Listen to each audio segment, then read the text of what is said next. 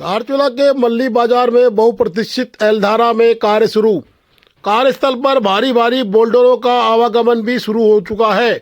कुछ बोल्डर मल्ली बाजार तक भी पहुंच रहे हैं। लिहाजा सुरक्षा के दृष्टि से लोगों का जो आवागमन मल्ली बाजार में है वो बेहद चिंताजनक है। लोगों से अपील की जाती है कि आप लोग आवागमन जब करें तो ऊपर देखकर करें, क्योंकि ऊपर एल्दारा में कार्य चल रहा है। कोई भी छोटा बोल्डर तेजी से आकर कुछ नुकसान कर सकता है, जनहानि हो सकती है। इसलिए सतर्क रहें, सुरक्षित रहें और ठेकेदार से भी निवेदन है कि अपनी टीम को मुस्तैद रखें और सीटी बिसिल या अन्य साधनों का उपयोग करते हुए कार्य करें। प्रशासन को भी संज्ञान लेने की आवश्यकता है। इस तरह के भारी बोल्डर अगर लुढ़क कर नीचे आ गए तो काफ़ी तबाही मचा सकते हैं। लोगों की चिंता बढ़ रही है, परंतु कार्य होना भी आवश्यक है, अन्यथा बरसात के मौसम में फिर आबाधाबी का मामला बनेगा। बड़े लटके हुए बोल्डर को तोड़ने में आज ठेकेदार के द्वारा सफलता प्राप्त की गई है। उक्त बोल्डर लेकिन अपनी जमीन छोड़कर सड़क में आगे रुक गया, अन्यथा मल्ली बाजार में भी कुछ नुकसान हो सकता था। इस तरह बड़े बड़े बोल्डरों का आवागमन खतरे की निशानी है, इसलिए सतर्क रहें और सुरक्षित रहें।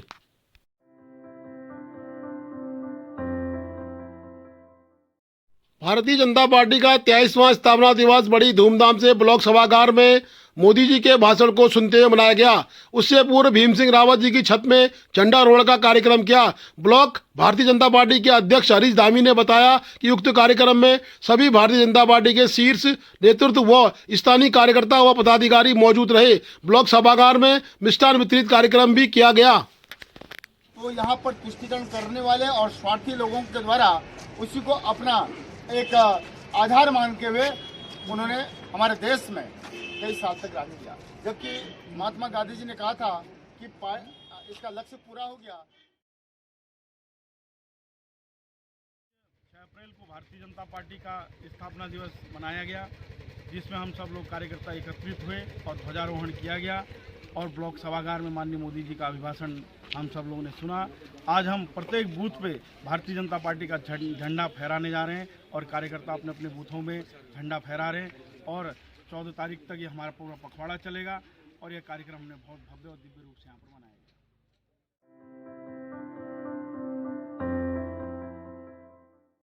राजकीय महाविद्यालय बलवाकोट में सामाजिक कार्यकर्ता लीला बंग्याल के नेतृत्व में नशा मुक्ति का कार्यक्रम के उपलक्ष्य में एक गोष्ठी की गई। इस कार्यक्रम में मुख्य अतिथि के रूप में पुलिस के उपाधीक्षक नरेंद्र पंत रहे और साथ ही इसमें समस्त स्टाफ व छात्र छात्राएं उपस्थित रहीं। लीला बंग्याल ने कहा कि नशा मुक्ति का उक्त कार्यक्रम उनके द्वारा लगातार चला जाएगा और इसमें सभी का सहयोग लेके युवाओं में बढ़ रही नशे की प्रवृत्ति के विरुद्ध हर संभव प्रयास किए जाएंगे कि युवा इस लत को छोड़े और आगे बढ़े। इस कार्यक्रम का शुभारंभ लीला बंग्याल व पुलिस उपाधीक्षक के द्वारा संयुक्त रूप से किया। लेकिन यहाँ पर जो क्राइम पैटर्न है उसका ओरिजिनेशन, उसका उत्पत्ति जो है वह सिर्फ और सिर्फ ड्रग्स है। सिर्फ और सिर्फ ड्रग्स या फिर शराब पीकर झगड़ा होगा, शराब पीकर गाड़ी चलाएंगे, रोज गाड़ियां गिरती। अच्छा लगता है क्या किसी के? देखिए, इन हाथों से हमने आज तक टुकड़े टुकड़े भी हैं लोगों के। मुझे बिल्कुल अच्छा नहीं लगता कि जब किसी के एक हाथ एक पैर कहीं से उठाना पड़ता है और उसका केवल एक कारण क्या। आज उत्तराखंड नशा मुक्ति अभियान के अंतर्गत राजकीय महाविद्यालय बलवाकोट में शिविर लगाया गया। इस कार्यक्रम की अध्यक्षता प्राचार्य अतुल सर रहे। साथ में इसके कार्यक्रम के मुख्य अतिथि सीओ धारचूला और उत्तराखंड उच्च शिक्षा निदेशक डॉक्टर साहब रहे। साथ में पूरे कॉलेज के परिवार के पूरे सदस्य, टीचर्स, स्टूडेंट और इस क्षेत्र के महिला मंगल दल और बुनकर महिलाएं भी उपस्थित रहे। हम सबका लक्ष्य है कि अपने क्षेत्र को नशा मुक्त करें और नशा मुक्ति का सबसे पहला अभियान हम अपने घर से करेंगे ताकि हमारी युवा पीढ़ी अपने फ्यूचर को खराब कर ना पाए। साथ में महाविद्यालय में नशा मुक्ति का हमारे शिविर लगाने का मेन उद्देश्य ये था कि बच्चे अपनी फ्यूचर इंटर के बाद जो बीए का प्रथम पैगाम होता है, हमारा प्रथम कदम होता है, बीए से ही हमारा लाइफ शुरू हो जाता है। इसीलिए महाविद्यालय को हमने टारगेट किया। महाविद्यालय में समथिंग हमारे 300 से 400 बच्चे यहाँ पर उपस्थित थे। उनके बीच में संदेश बहुत अच्छा रहा। साथ में सीओ साहब ने भी अपनी तरफ से क्षेत्र की नशा मुक्ति के साथ साथ ट्रैफिक के बारे में भी काफ़ी जानकारी दी और विद्यालय परिवार ने भी शिक्षा के बारे में के साथ साथ अपनी बच्चों का कैसे फ्यूचर बने उसमें उद्देश्य दिया। और छात्र संघ अध्यक्ष और पूर्व अध्यक्ष और छात्र संघ की पूरी टीम भी यहाँ पर उपस्थित है। आप सभी का तहे दिल से धन्यवाद।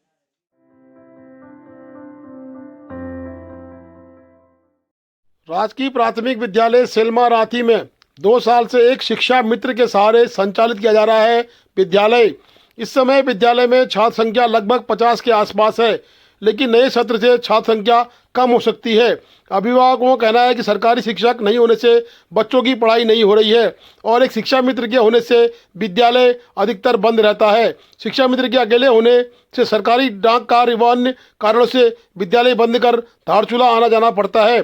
सरकार शिक्षा के लिए बड़े बड़े दावे कर रही है, लेकिन सरकारी विद्यालयों में शिक्षक नहीं है, इसलिए ग्रामीण मजबूर होकर अपने बच्चों को प्राइवेट स्कूल में भर्ती करते हैं। यदि नए शिक्षा सत्र में विद्यालय में सरकारी शिक्षक की नियुक्ति नहीं होती है तो समस्त अभिभावक अपने बच्चों को अन्य विद्यालय या प्राइवेट में दाखिल लेने को तैयार हो जाएंगे, जिससे सरकारी दावों की पोल हकीकत में बदल जाएगी। शिक्षा मंत्री को संज्ञान लेने की आवश्यकता है। साथ ही इस पर क्षेत्रीय प्रशासन, संयुक्त मजिस्ट्रेट, उप शिक्षा को भी सोचना चाहिए कि 50 बच्चे में एक शिक्षा मित्र आपने रखा है और उसके द्वारा स्कूल में पठन पढ़ाना कार्य किया जा रहा है, सरकारी कार्य भी करना है, मिड डे मील भी खिलाना है, अन्य सरकारी डाकें भी देनी है। क्या एक शिक्षा मित्र नहीं, आपने एक बैल को कोल्हू में जोतने का कार्य कर दिया है। कृपया इसमें संज्ञान लेने की नितांत आवश्यकता। और अभी कक्षा 1 से 5 तक कितने छात्र संख्या है?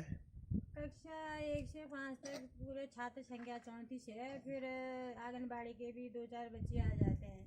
यहाँ पर सभी मिला के 40 तक का पहुँच जाते हैं बच्चे। अच्छा मैडम, अभी जैसे विद्यालय में आप अकेले हैं, परमानेंट शिक्षक की कोई नियुक्ति नहीं है, तो उसमें आपको क्या परेशानी हो रही है? सर परेशानी तो हुई, अब इतने बच्चे हैं, कभी बाजार धारचूला ऑफिसी काम से भी जाना पड़ता है, ऑफिस में भी कुछ काम हो जाते हैं तो जाना पड़ता है। कभी मीटिंग होती है, कभी ट्रेनिंग होती है और क्या कहते हैं, कभी अपने अब स्वास्थ्य भी ऐसे होता है, कभी बैंक के काम से भी जाना पड़ता है, तो विद्यालय बंद करना पड़ता है। तो इसके वजह से अभिभावकों ने मीटिंग रखा के प्रस्ताव बना के एक लड़की को रखा है यहाँ पर अनुदेशक के रूप में।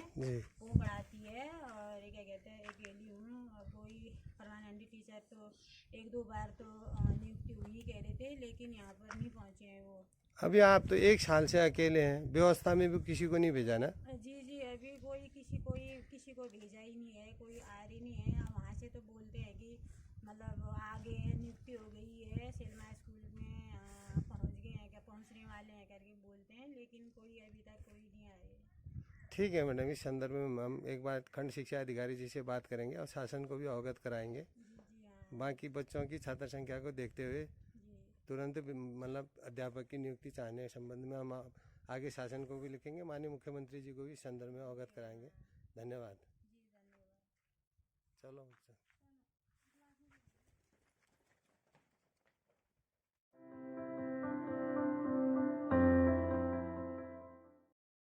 सामरिक दृष्टि से बड़ी महत्वपूर्ण सड़क बिन्या गांव से तवाघाट तक जो हिलबेज कंस्ट्रक्शन कंपनी के द्वारा बनाई जा रही है, उक्त सड़क में अब आबादी स्थल में भी कार्य होना सुनिश्चित हो गया है।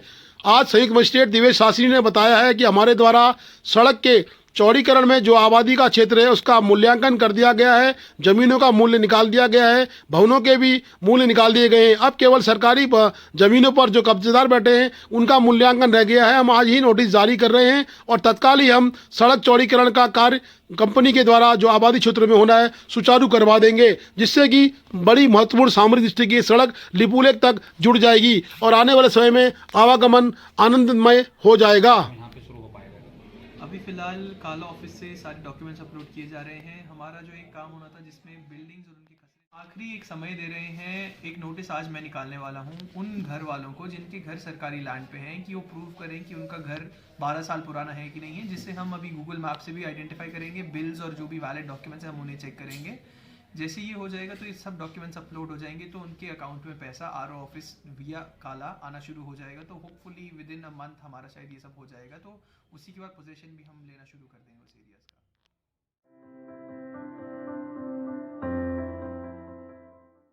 का। एनएसपीसी धारचूला के एचओडी पर लगे गंभीर आरोप। संयुक्त मजिस्ट्रेट दिवेश शास्त्री ने होशियार सिंह खैर के आरोपों में जांच के लिए पुलिस व एलआईयू को लिखा है। अब देखना है कि एचओडी के ऊपर जो गंभीर आरोप लगे हैं उनमें क्या निष्कर्ष निकल के आता है जांच के उपरांत।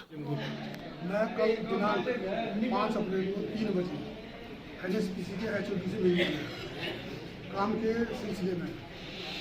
तो मुझे संज्ञान में आया कि NSPC का जो HOD है वो काम को बेच के हमारे क्षेत्र में भ्रष्टाचार फैला रहा है। तो इसी बात को लेकर के मैंने कहा कि भाई हमारे क्षेत्र के बेरोजगार लोगों को काम दो। तो इसमें जो NSPC का HOD है भड़क गया और उसके बाद उसने मुझसे कहा कि 4 तारीख को जब छुट्टी थी तो 6 बजे कश्मीर से कॉल आया और कॉल आने के बाद उस कॉल में 2 करोड़ के टेंडर का कुछ मसला था तो मैंने उसको ठीक करा दिया और अपने लोगों को दिलवा दिया। तो मैंने कहा अच्छी बात है क्योंकि मैं 2020 से पहले कश्मीर में ही था। इतना कहने के बाद फिर बोलने लगा कि अगर तुम मेरे काम को डिस्टर्ब करते हो तो मैं सिर्फ 2 मिस कॉल करूँगा, तीसरे में तुम दुनिया से उड़ जाओगे। अलकायदा नाम सुना है आपने? मैंने कहा साहब समाचार पत्रों के माध्यम से सुना है। तो जिस समय से उन्होंने अलकायदा का नाम लिया मुझे अपने परिवार की और क्षेत्र की चिंता सता रही है क्योंकि हो सकता है ये 2020 से पहले कश्मीर में तैनात था और भ्रष्ट अधिकारी तो है ही। और मैं NSPC के विजिलेंस से भी कहना चाहता हूँ कि सारे कार्यों की जांच हो और ऐसे अधिकारी जो भ्रष्ट हो और साथ में कश्मीर में नौकरी करने के बाद जो अलकायदा की बात करता हो और कहता है कि मैं चाहूँ तो भारत देश में किसी को भी हनुमान चालीसा पढ़ा सकता हूँ, तो हो सकता है ये अलकायदा का एजेंट हो। अगर ये अलकायदा का एजेंट निकलता है तो हमारे देश के लिए खतरा है, ये बॉर्डर के लिए खतरा है। मैंने उप जिलाधिकारी धारचूला को ज्ञापन दे रखा है और इसमें मैं आप समाचार पत्रों के माध्यम से और आप पत्रकार बंधुओं के माध्यम से कहना चाहता हूँ कि जल्दी से जल्दी LIU IB सब लगकर इसमें जांच करें और मैं चाहता हूँ कि ये अलकायदा का न निकले। अगर अलकायदा का किसी तरीके से निकलता है हमारे क्षेत्र के लिए। Please do like, share and subscribe DCL News.